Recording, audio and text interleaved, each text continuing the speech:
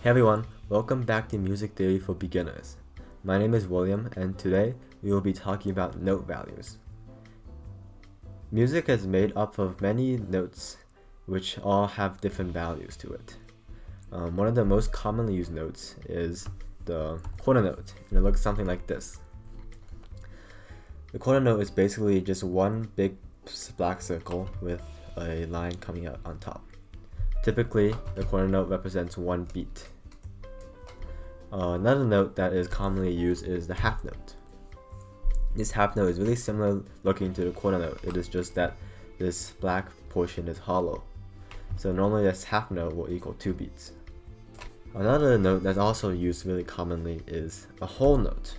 A whole note looks something like this. It is like a half note but just no line. There's no line here.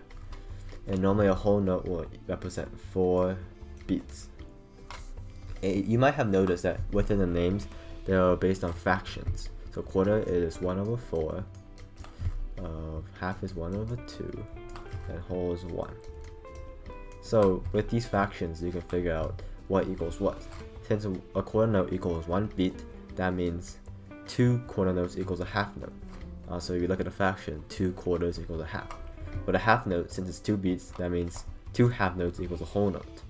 And if you look at the fraction, 2 halves equals a whole. The next couple of notes we will talk about are notes that take up less than a beat. One of them is the 8th note. The 8th note looks really similar to a quarter note, but it has this little tail to the side. We'll talk about this tail in more detail in a bit. But this 8th note will equal 1/2 of a beat. So what happens if you add another tail to this note? What you get is a 16th note. As you see, there are 2 tails. 1, 2. So what this does, when you add a tail, it halves the note value. So what ends up happening is a 16th note ends up being a quarter of a beat. So therefore, 2 8th notes will take up 1 beat, and 4 16th notes will take up a beat. You can also figure this out through fractions. So 8th would be 1/8, and 1/16th will be 1/16. Since a quarter note is 1/4, that means that if you have 2 8th notes, it will equal a quarter, and if you have 4 16th notes, that will equal a quarter. Commonly in music, you will see this beam thing. This beam thing is just a way to connect 8th notes, 16th notes, and any note that is smaller. With these tails, you can repeat this pattern infinitely. You could get a 30-second note, which is about 1/8 of a beat. 30-second, which is 1/8 a beat, and it will look something like this. 1, 2, 3. Or you get a 64th note, which is adding another line, but it is very uncommonly seen because it's so short. Now that you know that the tails have the value of the notes, what if you wanted to add a half value to the note? This is where dots come in. One of the most commonly used dotted notes is a dotted half note. It is basically a half note but an extra dot to it. What this dot does is that it takes 1/2 of the original note and adds that to the length. Let's say a half note is 2 beats, right? So half of 2 beats is 1 beat. So what that means, the dot will add 1 beat, resulting in the dotted half note to be 3 beats. This dot does not only have to be with a dotted half note, it can be used with other notes too. For example, if you wanted a dotted quarter note, you could do that too. So let's say this is a quarter note.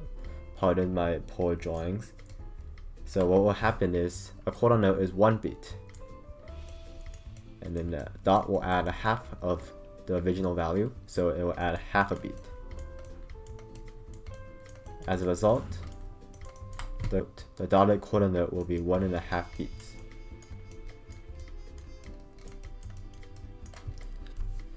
Next, we will cover tuplets. What tuplets are is basically somewhat similar to tuplets are basically a way of squeezing a certain amount of notes into 1 beat. For example, one of the more commonly used tuplets is triplets. Triplets are important because it allows you to squeeze 3 notes into 1 beat. So in this example, these 3 notes is 1 beat. Another tuplet that people use is a quintuplet. This is the same as tuplet in that it squeezes 5 notes into one beat. These tuplets are pretty basic, but we will cover them more in detail in another video. Anyways, that's it for today.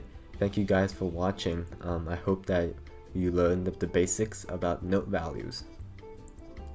Feel free to subscribe if you want to see more of these types of videos, and also feel free to leave a comment if you have any questions or if you have any topics that you would like us to cover.